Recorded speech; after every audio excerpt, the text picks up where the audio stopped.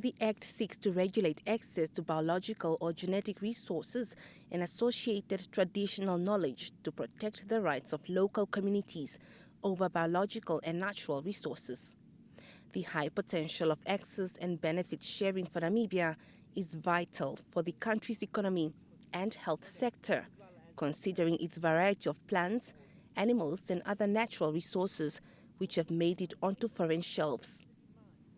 These include devil's claw medicine, Hoodia tablets, and marula cosmetics. However, equitable access and benefits of these resources remains a challenge. Namibia has been advised to set up facilities to process own resources before exporting, training and capacitating communities, as well as coordinating existing regulatory processes for positive results. Namibia is obliged to put in place legal and institutional frameworks for the effective coordination, collaboration, awareness raising and implementation on access and benefit sharing modalities and procedures in the country as part of the Nagoya Protocol on access to genetic resources and the fair and equitable sharing of benefits arising from their utilization to the Convention on Biological Diversity.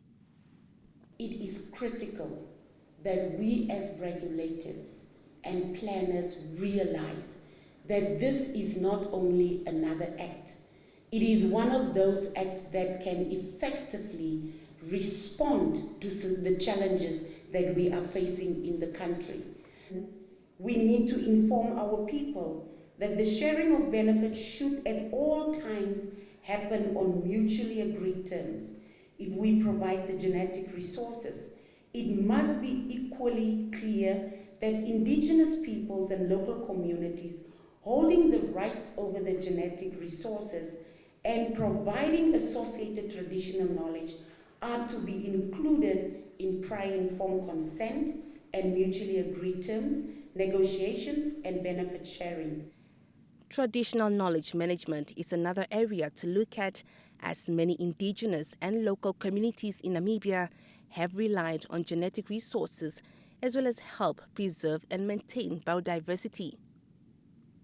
Access to and use of biological diversity are governed by a number of laws.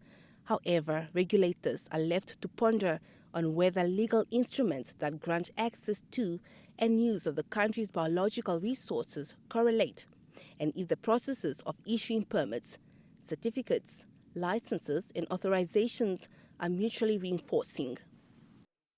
Because consolidation and harmonization of these laws will enable Namibia to ensure that the country and its people benefit from the utilization of these resources.